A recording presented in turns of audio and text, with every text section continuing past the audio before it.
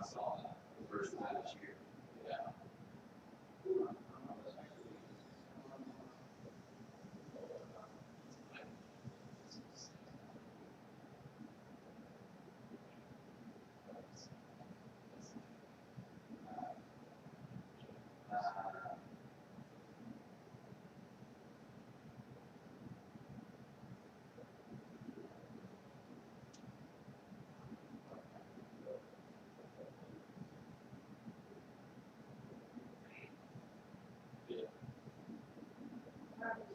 When we went to Arizona, one night we came back here, it was nice out there, it was 50 below here.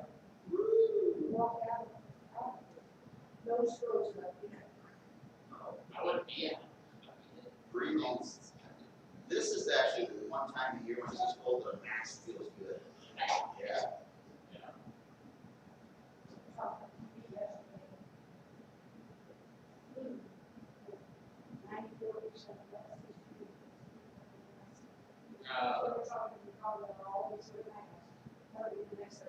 Yeah, COVID is people are wearing masks. I don't think I'm gonna be too concerned. Yeah. Well, do you think of your high school here or less high school students?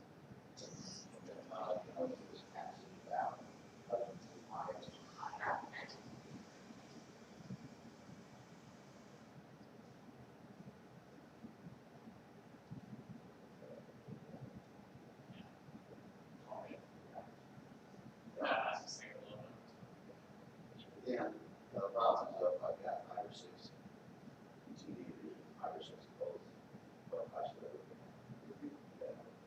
I didn't prepare for teenagers. Yeah, that's fine. But we have mission speakers. We should bring them over. Yeah, just next week. Well, aren't they glad that the Super Bowl is in Florida and not the Oh, Chiefs game yes, today? yes. Yeah. They were saying they could have a Super Bowl party, but I had outdoors, I said, I don't think they would, well, Kansas City. No, well, and they're already, the news has already told people, whatever outdoors activities, tailgate, whatever you're planning, please don't do it. Tell me that's stupid. Yeah. I don't know why anybody would want to. I mean, if I am not comfortable outside in this weather, ain't nobody. I never met anybody not weather. If it's 10 to 20 degrees, I'm fine. Yeah. Oh, that's it. Yeah. I really should do it more. Harris says,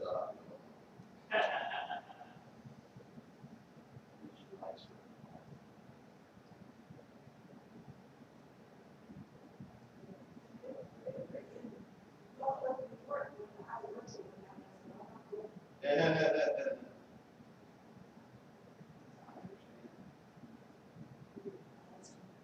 Yeah. Oh man, the Northeast is really looking hard this year.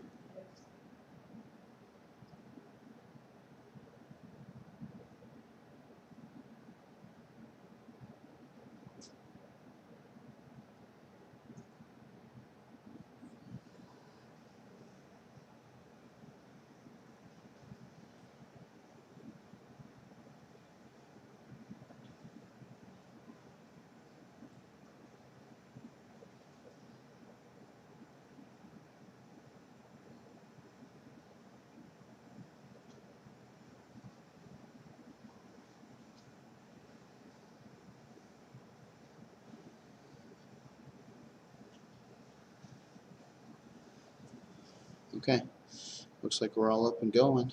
Good deal.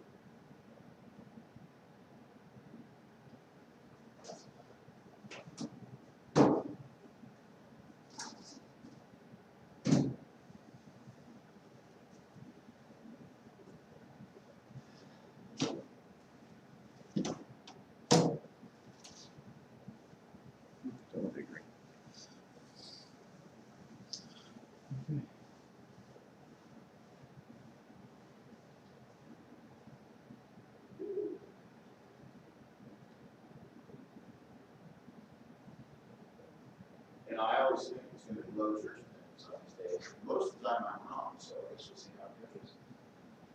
-17 with snow. Probably not even safe for some people, yeah. Live out in the country. Yeah. Most of the driving lanes okay, the hazard lanes, some places they just haven't really moved all up, so Yeah. something. Well, last night I was on the Alley exit and I was Yeah, I hope it will. Turkey, yeah. Oh, we just crapped around there. well, man, I about flew off. Because the highway was so clear, I got over on. First it went off because of the highway on the back. Scary. They said last night that all these kids get on at 10 o'clock, all the roads are supposed to come back. And watch out for dry ice. Yeah. Black ice. Oh, yeah. That's what that was.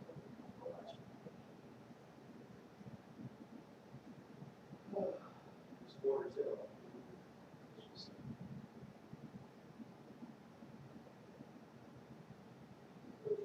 Black ice out in Mexico. For some reason, we got that kind of people. Missouri. They're out in Mexico. And they down to the city. And all of a sudden, I look out, I don't know why. Snow. Moving down the highway, sideways. Oh, no. We go over here, they have ice. Oh. And the road is so small. They stopped. They stopped. Okay.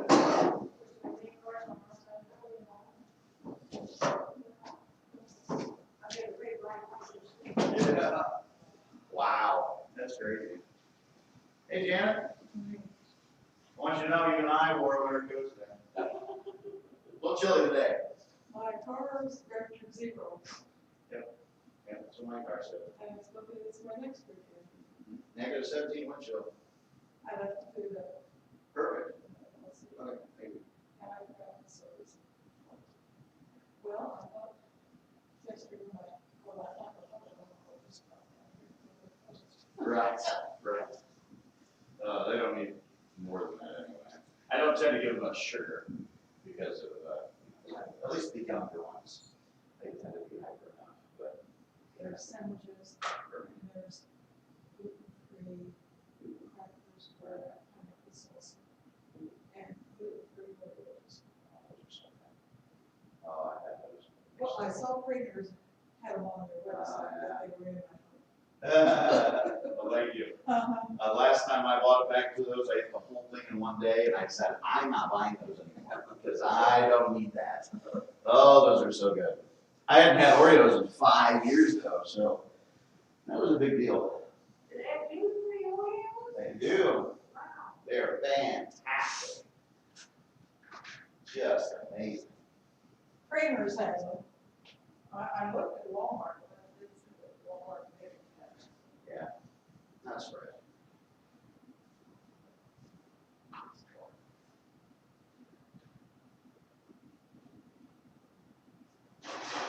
Yeah, I broke out my trench coat, I had worn it for, I don't know, a couple, 3 years or so. It's been a while since we were this cold. They had their usual fall, which was nice. Yeah. We had a Morning. cold. I've got, That's why it did so hard.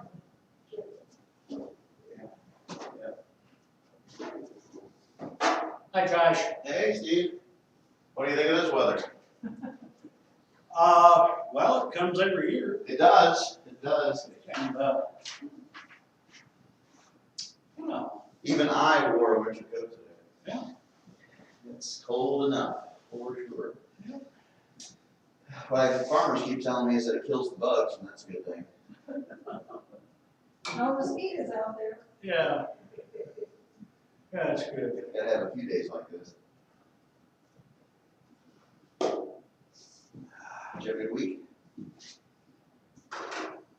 Yeah, I think so. How's your mom doing? Yeah. I don't know how she holds it together. I don't either.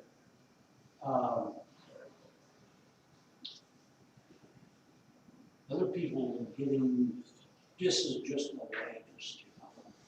Finally, after a lot of months, then they had COVID in her facility. And that kind of rocked her, but then the news come, well, we're going to get the injection. Originally scheduled for March. Oh. Well, people out in the theater were getting the injection. Right. And my brother, who is a lot more sane and patient than I am, so I got moved up to, I think it was February 14th. Well, then they got some more cases in the facility. So the more people got on the complaint bandwagon. And I think now it's Tuesday. Yeah. Now, when we go over, well, we only go over to see her, except I've got my tax appointment, 17th. Okay. There won't be admittance into the facility. We always, and we've gotten where we don't even notify. Right. If, you know, we sneak around Right. the back of the building, we stand outside of the building. So this time, it would probably be in bitterly cold weather. Yeah. So, but I tell you what, I don't know if she's holding it together. And, I don't know. That's great. I'd be thrown. Oh, me too. Yeah. I don't know how they can do it. I used to be pro nursing home before COVID, but now that COVID's hit, I wouldn't wish none on It's assisted living, but still. If there's any way to avoid it, I understand. And they have just what seems like a lot of turnover to include the administrator. Oh, really? Yeah, and they got this guy, who's the administrator,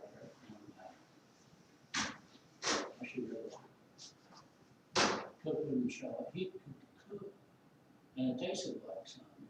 And he was, she is, of course, a special diet, which is Right. not unusual. Right. And I don't know, and then they've got somebody over the administrator. According to her, is not a real nice lady. So that makes it hard on the administrator, and then on that down the line. Right. Sorry. And it's costing a pretty good chunk per month. Oh, yeah. One more week, Oh, yeah. So, What is it up to now? 5,000 or 6,000 a month? So how was your snow? she might be Snow- a four snow- because she's assisted. Sleigh ride. She's still it's a lesser intense place. Yeah, That's impressive, but what, she 100? Yeah. Wow. It is.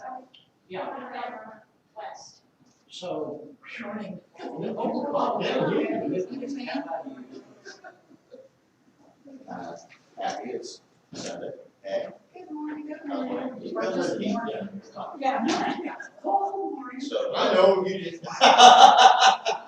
Well, you need Somehow those weather guys, Dress they appropriate. actually think they're pretty smart. for the, you know, for the situation. You know, same old uniform, you know, come on. You hear me? How you feel? You stand outside with a wet sheet. Sheila, like another pie yet or not? Cold. Back when, John, first time That's when I wore my wearing coat.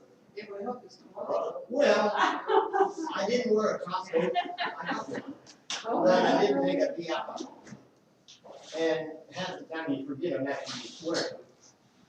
And so I just said, I understand. and I come home Friday night and my heat was out. Oh, no. What a time. to have that. First time. You got propane? No, What do you got? I got ground source. Oh, yeah. I never had ever quit. And I walked in there 65 degrees. You hot. But anyway. And so I fiddled with the thermostat. Well, I looked at the thermostat and it said I needed to put new batteries in. So the new batteries in. And it's still in. So my backup is ceiling heat. I got electric ceiling heat. So we put in when you go. I think I was cheap. I was cheap, I was 50 cents. Anyway, so I turned the ceiling heat on. And of course it was working. And I fiddled with that thermostat. I went down there, just couldn't see that. So finally, I thought it's warm enough. I can tell the thermostat. It's working. Well, didn't think about the ceiling heat pushing the heat up. 2 o'clock I woke up, frost on my nose, because I turned the ceiling heat back down. Oh, So 2 o'clock, I turned the ceiling heat back on, turned that one thing off, blow cold air. And so then I waited till 8 o'clock. Yes.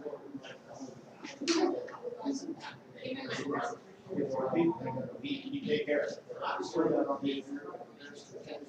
Actually, because we planned on see that. Is that the word for it?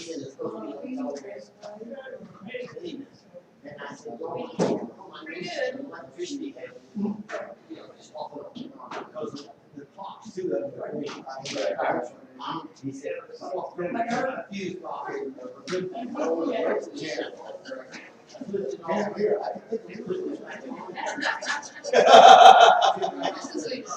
I'm just making sure that so it gets hotter and it looks like electric cleaner. Why it's just that heat thing off, so you don't want to leave that heat in there and suddenly it's low. right. We're still right up. Well, we like simple. Yeah. When I was a technician, when people would have little things like that, I think we like simple, this is good. Well, I didn't. You need what they need. Now, She's gonna take the unit system.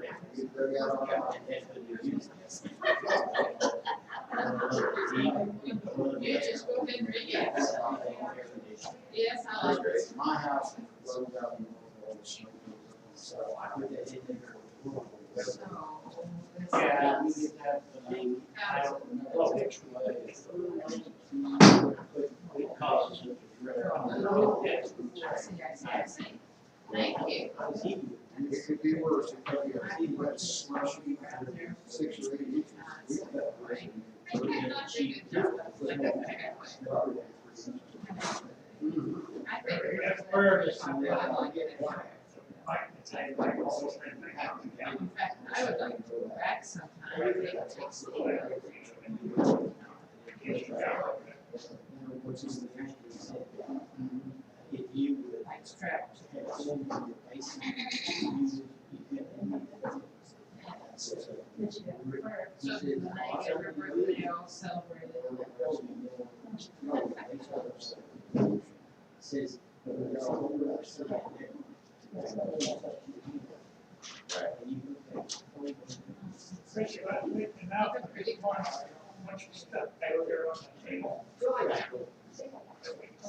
Well, about 5 years ago, John died, I saw all the way around our crawl space.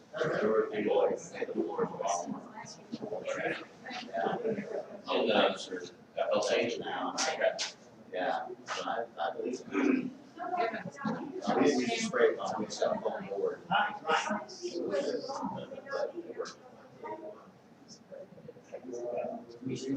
You get over that?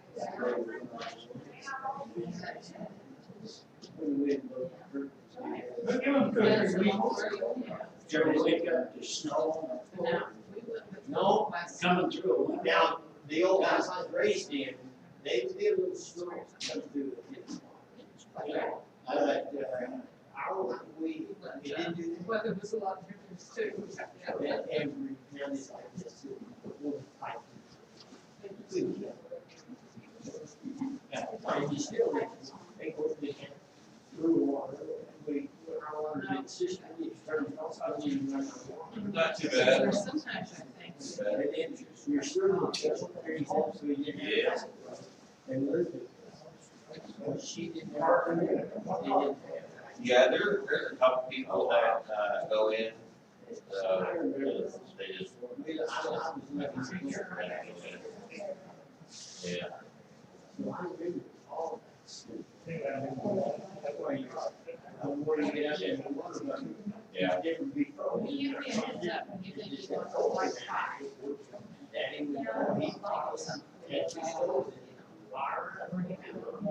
When you got out of your bed in the bedroom and did that, it did take you long to get behind the stove.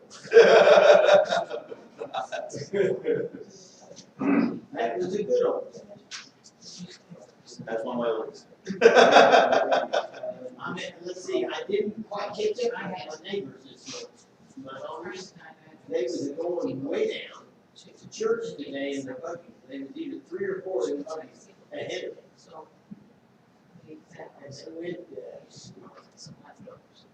or a little better in their buggy.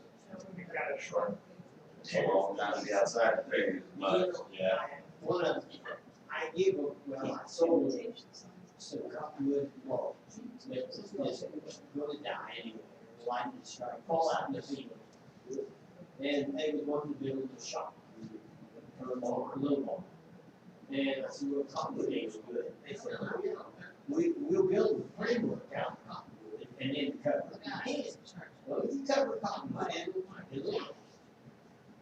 They used to always make wagon boxes out of it because it's real light, you know, which you had to keep wagon in or it'd be boxed. Anyway, so they was, Oh, I know. so I saw the young guy that got married in November, he's got him a brand new book. And I said, where'd you get that? He said, it's got that old one. And it was in a cover, trailer, it comes, and it had sprinkler in water there, and the floor was break, and it's got doors. It's a hero. It's got headlights, taillights, and everything. It's a factory. You start stepping to how the heater works. Well, we don't have a heater, but he said some of them had some kind of electricity. They have like 30 gallons. And look, they have heater. They're coming around. The younger generation stuff. Imagine that.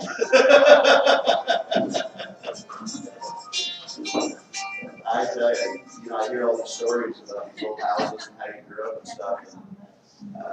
And, I was an adult before I knew that sounds like Well, yeah. I didn't know that. I grew up in a very modern home. I thought everybody got away. I didn't know that. We had gas heat in the 80s. My dad, he was like, oh, Crossing paths different times. they go down the line. They're there, they like, oh, they bring you a handle, and then they shoot half of it off, then they go back and weigh it to the place, and then you pay for whatever. You got he, that was the old one he got.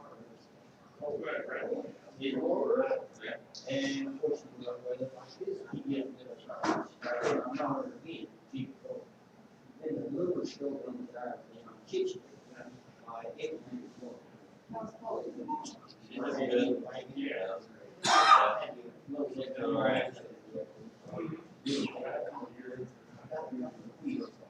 Okay. And the wood house outside of the yard. In the wall.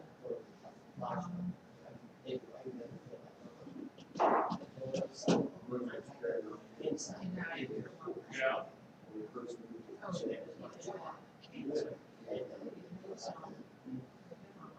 The first year I came to the house was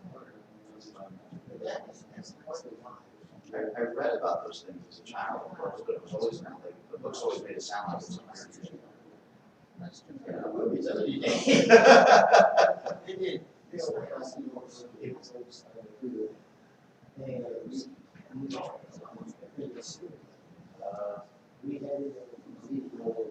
Right.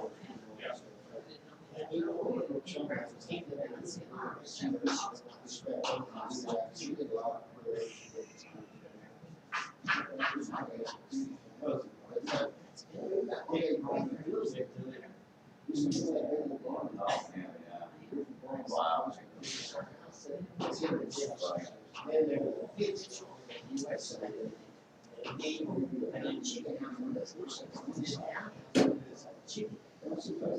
So you have to, do you have to go? Right. And it's in some ways chicken. So you know what's gonna do is to dance.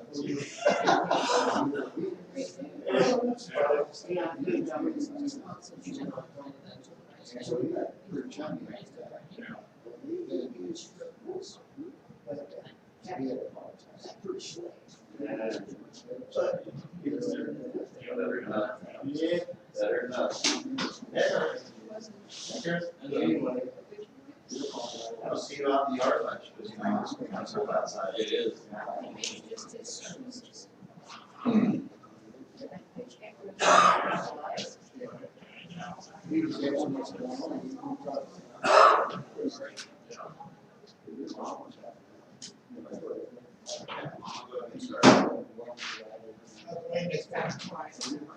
Cooler. You cool off up north, you live down south, you notice that. Man. Well, good morning, everybody. It is a beautiful, semi-chilly day. Oh, you all want to see the most rare thing you've ever seen? Are you ready for this? My winter coat. I haven't worn it yet this year until today. So, you know, just thought you'd enjoy seeing something that rare. It's several years old and it looks brand new because I've worn it like 3 times. So, all right. Well, we are in 1 Peter chapter 3. If y'all want to turn there, we will get started. It's the same sheet as last week because we didn't finish it. Plenty to talk about here. We had a good discussion last week. Looking forward to more this week. This passage of Scripture, like many others, needs to be understood in context. So, just like last week, I think it'd be good if we started out by reading 1 Peter chapter 3, verses 1 through 12, so the whole thing is in our mind. And also, I know it's kind of long, but it's best to have it all there. So, would somebody be willing to read that? It's on your page, or you can read it out of your Bible.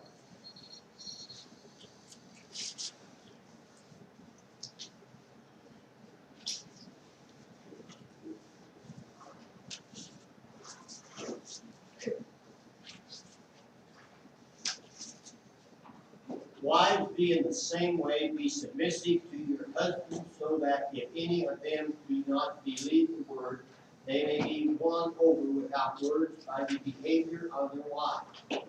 When they see the purity and the reverence of your life, your beauty should not come from outward adornment, such as braided hair and the wearing of gold jewelry and fine clothes. Instead, it should be that of your inner self, the unfading beauty of a gentle and quiet spirit, which is of great worth in God's sight. For this is the way the holy women of the past, who put their hope in God, used to make themselves beautiful. They were submissive to their own husbands, like Sarah, who obeyed Abraham and called him her master. You are her daughters if you do what is right and do not give way to fear. Husbands, in the same way, be considerate as you live with your wives, and treat them with respect as the weaker partner and as heirs with you of the gracious gift of life, so that nothing will hinder your prayers. Finally, all of you live in harmony with one another. Be sympathetic, love as brothers, be compassionate and humble. Do not repay evil with evil or insult with insult, but with blessing. because to this you are called, so that you may inherit a blessing. For whoever would love life and see good days must keep his tongue from evil and his lips from deceitful speech. He must turn from evil and do good. He must seek peace and pursue it. For the eyes of the Lord are on the righteous, and his ears are attentive to their prayers. But the face of the Lord is against those who do evil. All right. Thank you, Wayne. I don't think you skipped a beat. Boy, that was good. Well, I'm hot now. Oh, yeah. Well, that was great. Just absolutely perfect. All right. Well, now we got all those verses in our mind. We left off talking about verse 7 last week. We did discuss it some, but I think there's more to talk about. So I'm going to read just that verse again. You husbands, in the same way, live with your wives in an understanding way, as with someone weaker, since she is a woman, and show her honor as a fellow heir of the grace of life, so that your prayers will not be hindered. All right. Wayne, do you have like the New King James, or what do you have for a translation? Because it was slightly different than It this. is this one here. Is that what that is? Okay. It sounded that way. Okay. So, depending on the English translation you have, there'll be a different word here or there. Doesn't change the meaning. International word. Okay, you have probably the older NIV. New international word. Probably 84, which is a good one. When you're studying the Bible, of course, it's very important not to look at it from 21st century Western eyes. The unfortunate thing about words is that they do change in meaning over time. And what meant something even just 50 or 60 years ago can mean something very, very different today. I remember as a child that the word gay only had one meaning, which was happy. If you were gay, that was good. I'm gay, you're gay. Like that was the idea. You don't say that today because it has a whole different meaning. And that was within my lifetime.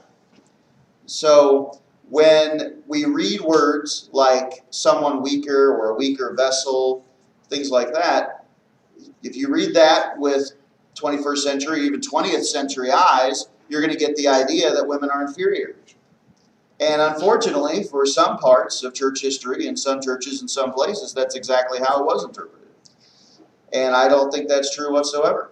And the reason why I think that is because I'm married to a woman who in almost every way is stronger than I am. Almost even physically. Because she's been trained in combat and she can take me down if she wants to. But the reason why I bring this up is because we just had instructions for wives in verses 1 through 6. And now Peter has instructions for husbands. And Paul does similar things in Ephesians chapter 5 and Colossians chapter 4 and some other places. And so here we're talking to husbands. And it says, you husbands in the same way live with your wives in an understanding way. That word understanding in the Greek is the Greek word for knowledge. It's gnosis.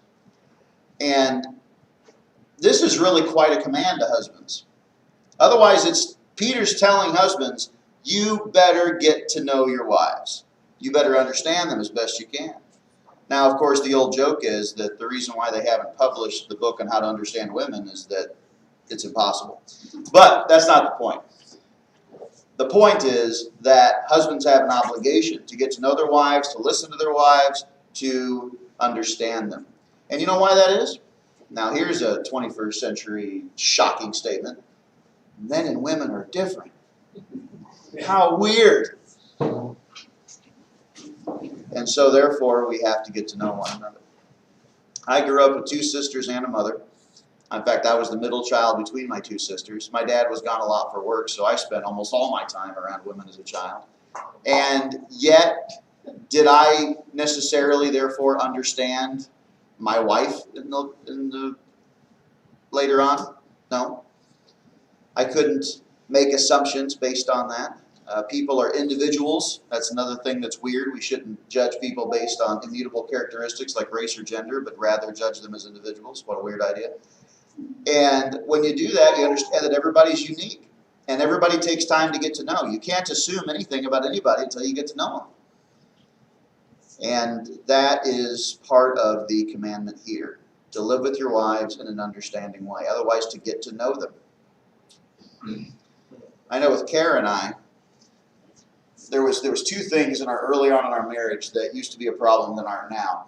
And for her, she used to be much more picky about everything. And yes, I'm exaggerating, but not really. Didn't matter what it was, tiniest details. In fact, what was funny is I used to tell her was the smaller the thing, the more upset you are. The house could burn down and you'd be fine. Somebody moves the paper towel holder and it's execution time. Well, she's a lot better about that now.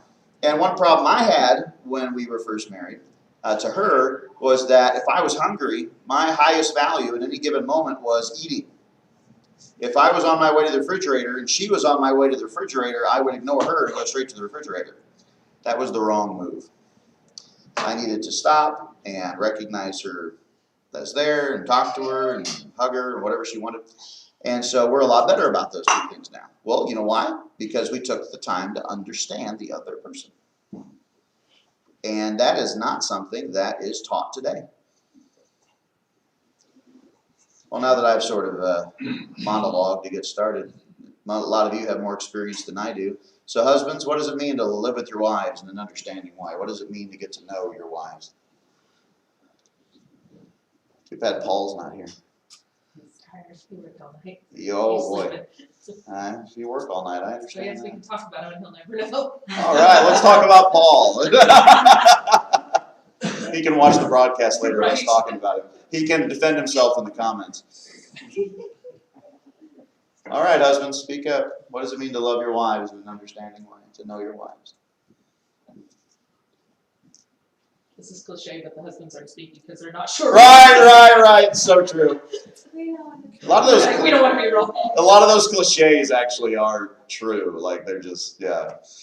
They're not. I don't even like the word cliche because it takes away from the fact that it's true.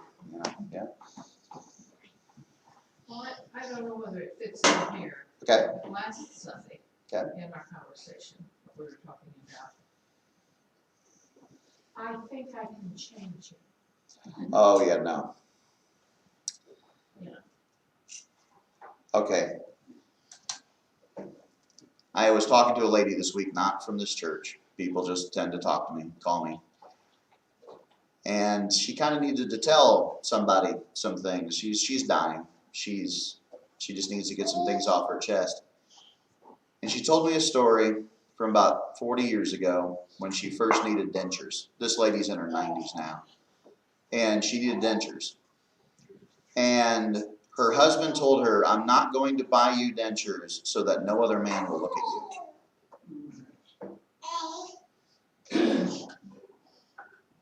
And she said, I never told anybody else that, but that's the kind of man I was married to. Does that sound like the kind of man who understood his wife? Because what she told me was, and what she told him is, well, then I'll just keep my rotten teeth and die because I'm not going to walk around without teeth.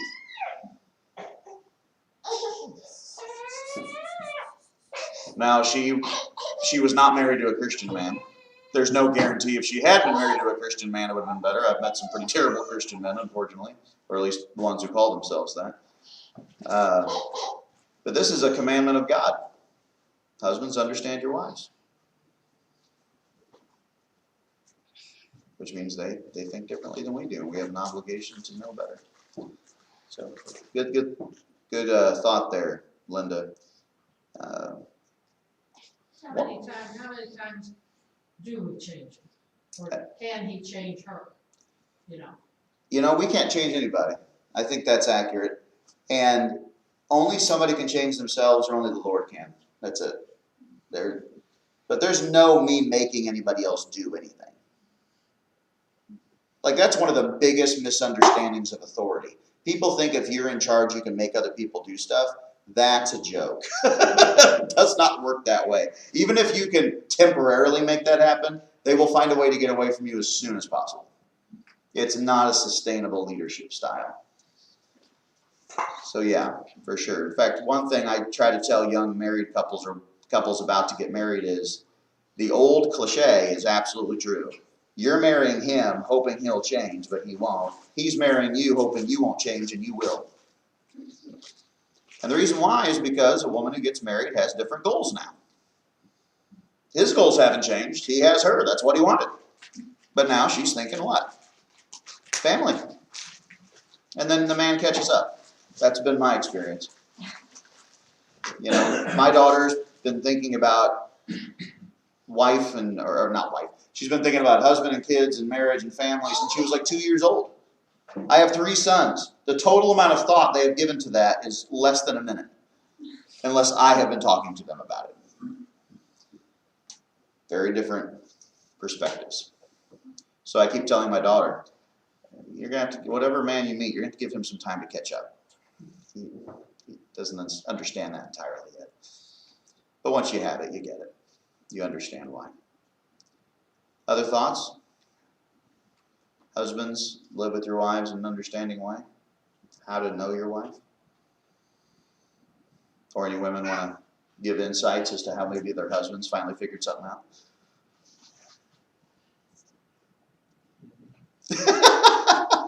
I think it's a daily task. It is. Like, Yeah.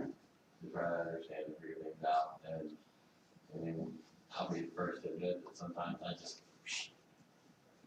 I don't get it. So. Okay, that's a good point. Do you have to make sense of somebody to understand them?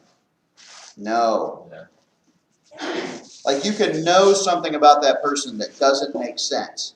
I mean, that's my wife's relationship with me, essentially. And when you understand somebody's behavior or how they might react to something or what their values are or what they think, it doesn't have to make sense to you. You just have to know that about them. Demanding logic of other people is a futile matter if you've ever wondered that. And that goes both ways. I've you know,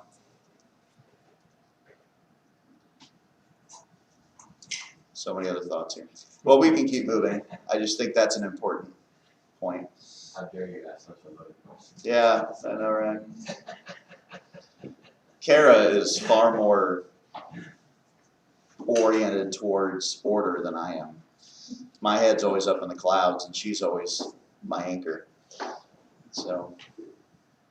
I think a lot of times, honestly, you know, even whenever, you know, I'm like, I don't get it, you know, whatever the case is, you know, and like you said, you don't really have to, I guess, understand them, but I know that there's been a lot of situations, you know, where like I don't understand or I don't get something, but at the same time, I can still do whatever it is that they need, you know, from me. You know, like it's like if I don't really understand the situation or what's going on, I can say, you know, okay, well, what do you need from me, or what do you need me to do?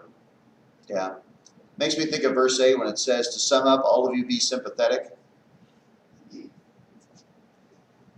I've never met anybody, and I mean anybody, in my entire life who was 100% logical all the time. Everybody's got some kind of crazy. Some people, it's a lot more hidden or a lot smaller or not so much of a disturbance, but everybody's got something about them that's inconsistent. There is no perfect person, and that's male or female. And so the reason why we need sympathy is because we need to realize that we're married to crazy, and we are crazy, and we need to work on that together. And that's good. That's helpful. One preacher put it to me that when you decide to get married, you need to realize you're marrying trouble, you are trouble, and you're trying to help each other be less trouble. And that's good. It's a good way of looking at it. There's no perfect person. In fact, one thing I tell my children is you think you want to fall in love, and you do, but you need to realize that you're never going to marry an angel. No matter who you find, that's another human being just as flawed as you are. And when you realize that, you might have some sympathy. That'd be good. Now let's talk about this someone weaker or weaker vessel. This is the point of contention for many people because it sounds like we're talking about somebody inferior. But that's not the language here. In fact, to this day in the East, 2,000 years later, a weaker vessel is a term used to refer to rare and valuable vases. And so if you are a weaker vessel, according to the East, and the Bible comes from the East originally, you're talking about something that is highly valued. And Proverbs 31 says, you know, you find a godly woman, you found a jewel beyond recognition. You found something that's very rare. And so I just want to put that out there, that we're not talking about something lesser than, or we're not talking about physical strength, even though there is a physical strength difference between men and women on average. And I say on average because there are some women out there who could beat up some guys. It's just a general statement. It's not 100% true. In fact, I was at the Pinnacle the other day on the treadmill, and there's a TV on there always showing some kind of sport, and it was women's weightlifting, and there were women lifting 250 pounds. They were lifting me. And I pictured myself as the dumbbell going up and down. And I thought, I can't do that. I can barely lift me. So we're not talking about that. So when it says as with someone weaker, a weaker vessel because she is a woman, it's because she is a woman that you should treat her with special respect and understand that God made her very special. God made woman for man. It was a gift to man. And any of us husbands know just how valuable our wives can be. I can't do what I can do without Kara in the background doing all the other stuff for me. That's for sure. In fact, I've never met a single minister who could be successful very long. You've got to have that strong woman behind you or you're just going to fall apart. Any other thoughts on this? Questions, comments?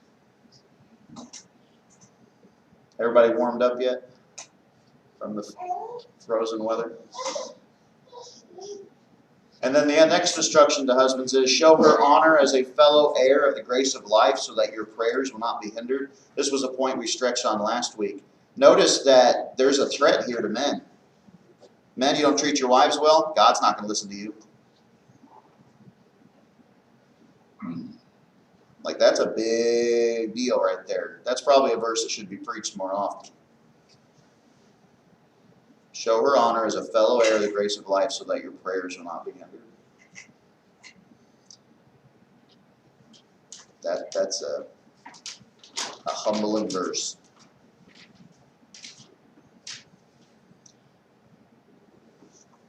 If you're familiar, okay, why am I drawing a blank? Oh, Hosea, of course. The book of Hosea in your Old Testament. It's a prophet. And that book tells the story of Hosea the prophet, and God tells Hosea, go marry this prostitute named Gomer. And she's going to cheat on you over and over again, but I want you to keep going back to her. And the reason why I want you to do this is because I want you to illustrate to Israel that this is how Israel has been to me, a cheating spouse. And Hosea had to show her grace. And Hosea had to show her love. And Hosea had to take her back over and over and over again. Regardless if we're talking about a husband or a wife, we have the obligation to treat them how we would want to be treated, not how they're treating us. One thing I've had to learn, and it's taken a while, and it's still growing on me, is that it doesn't matter how other people treat me, it matters how I treat them. I can't excuse my behavior because of somebody else's terrible behavior. Now, I might call out their terrible behavior, I may deal with that terrible behavior, but that doesn't excuse mine. I still have to be what God has called me to be. And that's probably why in verse 8 it says, to sum up, all of you be harmonious, sympathetic, loving, compassionate, and humble, not returning evil for evil or insult for insult, but giving a blessing instead. For you were called for the very purpose that you would inherit a blessing. If every marriage in America right now just tried to do this verse for a day, what difference would it make? How many broken families are there because they're acting in the exact opposite way of this verse? They say in psychology, I don't know if this is true, but they say in psychology that one of the major personality traits is being agreeable or disagreeable. And that you're sort of born with one, position or another to some degree, and you can't change it too much. I don't know if there's truth to that. But let's just say for the point of argument there is. You wouldn't happen to be married to a disagreeable person, would you? When I see the word harmonious, I think that has to do with the intent, the choice to try to get along, try to make it work, to compromise, not morally, but to compromise in ways that don't matter. I'll never forget when Kara and I were first married, I had some, still do, but I had some stupid pet peeves, and one of mine was I didn't like generic ketchup. I wanted Heinz ketchup. And the first time she bought Walmart ketchup, I threw a fit. That was really dumb. And she looked at me like I was the most conceited, spoiled child on the planet, and she was right. Now I don't care what flavor of ketchup I have, but it's amazing how, I mean, the tiniest stuff you can get upset about. You know, I was talking about how she used to get upset about little stuff. Well, so did I. Just depended on the thing. And so to be harmonious takes purpose, it takes intent, it takes effort. You got to try to be that. Of course, we already talked about sympathetic. We'd understand somebody else is crazy because we have some too. And loving.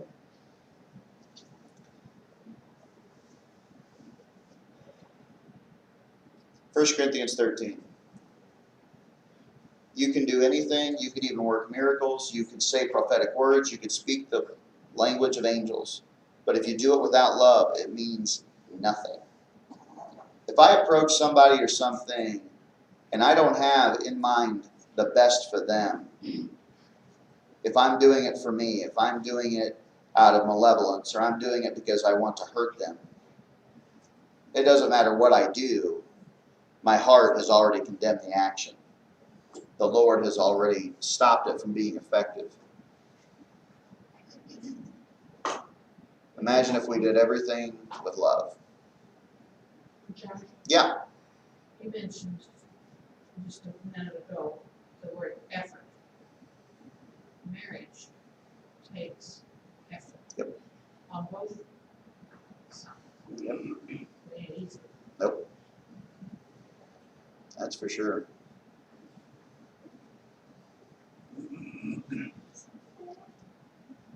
And if any of you have ever been in a marriage where, I mean, you know, it's hard to cast judgment, okay, and you shouldn't anyway, but if you've ever been in a marriage where you don't feel like the other person's putting forth any effort, that's extraordinarily discouraging. Because it's hard to know what to do then. And maybe that's, you know, one of the reasons why Peter writes this, chapter 3, starting in verse 1. Well, here's something you can do while you hope, while you wait. A lot of young couples today, I think, if they get a rough spot after 2 or 3 years, well, just get a divorce. That's too easy. It's so sad that my generation, and I'm as guilty as anybody, has this terrible habit of having starter marriages. You know, that's the term I've heard. I mean, the divorce rate among my generation is well above 50%. And there's something to that, Linda. You're right, where once it becomes hard, why would I keep doing this? Yeah. Another reason why I keep telling my kids, it's okay if you wait to get married. You don't have to get married young, because, man, you don't want to have to go through that if you can help it under any circumstance. The only people who win in divorce court is the lawyers.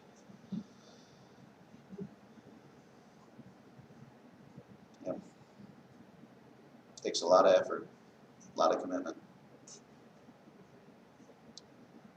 Compassionate, this is a Greek word that means from the gut. You know, in English and in the Western culture, we say we love you with all our heart. Well, in the East, they say I love you from my gut. And the reason why is because if you think about it, when you get those butterflies, where are they at? They always say you got butterflies in your stomach, right? You know, or your heart may beat quicker. But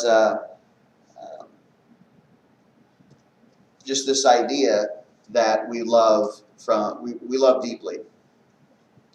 And compassionate implies that we are showing sympathy with effort. That we are, I mean, you don't need to show compassion to somebody who does right all the time. You show compassion to somebody who's messing up. And boy, if we can do that with our spouses, come a long way. Shirley Tishaw, she was here this morning. She tells a story in Daytimers a lot. When she was first married, so this is public, she won't mind. When she was first married, she used to get on to Ron about how he wouldn't do the dishes the way she wanted or wouldn't fold the clothes the way he wanted. And she would be kind of sharp with him. And he told her, tell you what, you can teach me to do it the way you want and I'll do it. But if you're going to be mean about it, you can just do it all. And I see that a lot with young married couples, both men and women, where one spouse is overly critical to the other. And that's not helpful. Has any of us in here ever responded well to hate? I mean, really. It's amazing what we'll dish out, but we won't respond to. And I think that's where it goes on from there, you know, in humility, don't return evil for evil or insult for insult. So if that person sends something evil or insulting to you, you have a choice not to return that. You could return in kindness. Might even shock them because they're expecting a fight and you don't give it to them. Karen and I are pretty good now, 13 years later, of reading each other when we've had a bad day or a hard day or we're tired or whatever. So we have a lot more just, you might say, muscle memory to interpret the other person, not quite having their act together. But still occasionally, like Linda said, it takes effort where you got to hold back the tongue. That's for sure. Any other thoughts on verse 9? I'm open to what anybody here wants to comment about. I've heard you say sometimes to assume ignorance before malice, Yes. and I think that's particularly important with your spouse, is they can say something that you take the absolute wrong way and they have no idea that's how you're gonna take it, especially when you're young. That's just a good rule for life. You know, I was taught that. Before assuming malevolence, assume ignorance. Most people are dumb, not mean. You know, and there's truth to that. That's helpful. It kind of gives you a better attitude about the other person, I think. Yeah, there's a lot of truth to that. That's a good one. Any other thoughts? Rebecca, you have any input? Yeah? You got perfect parents. You got nothing to worry about. Anybody else?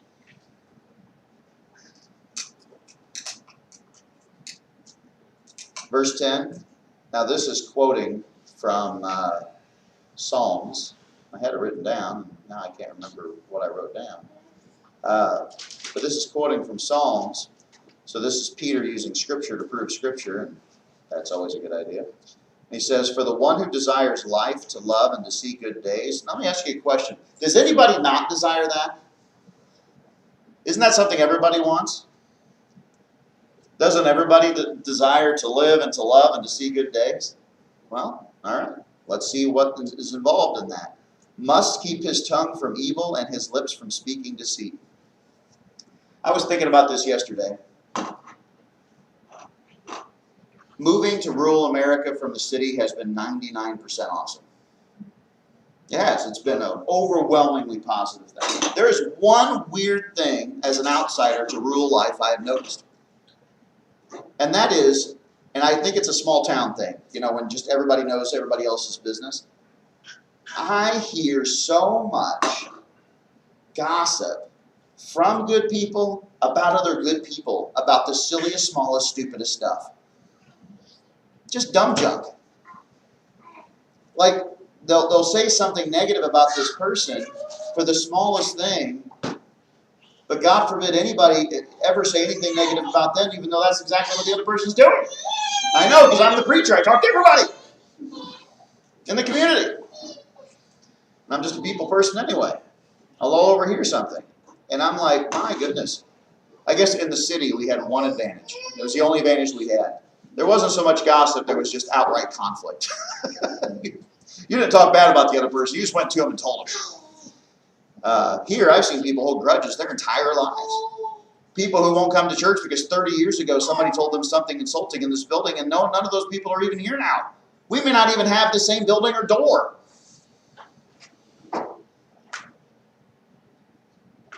And so the first thing we have to do if we want life and love and to see good days is we have to keep our tongue from evil and lips from speaking deceit.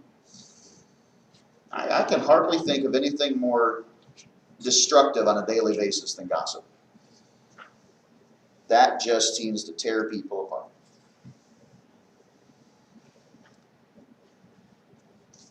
Anybody else have any other thoughts on verse 10?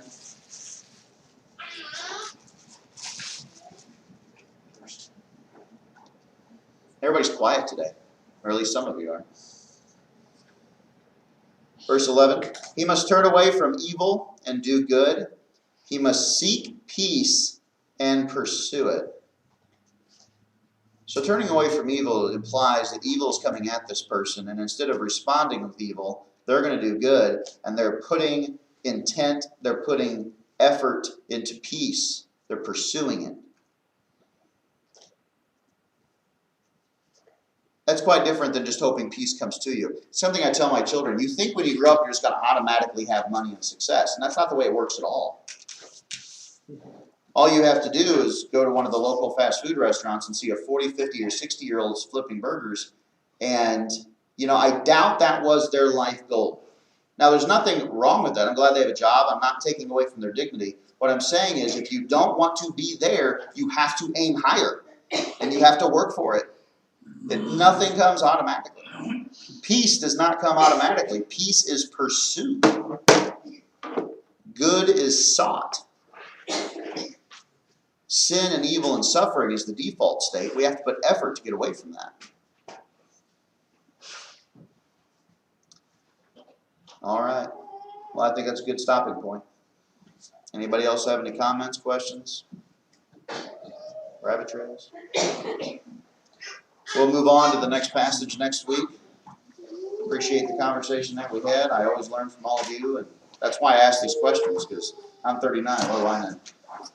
Richard, would you close us out in prayer? Well, in heaven, we're grateful for life and the opportunities we have to be with our brothers and sisters in Christ. Learn from your word and learn from each other. Lord, we know that you're still molding and shaping us throughout our lives. Help us to let you take the rough places and smooth it down in our life. Personalities. Work hard to be agreeable and get along, especially in the family. Help me and women to realize a real relationship starts with humility on both sides. Sometimes that's hard for some people. Thank you for your wisdom of doing things the way you did, and we mess it up real good. Just help us to learn your way and make it a part of who we are.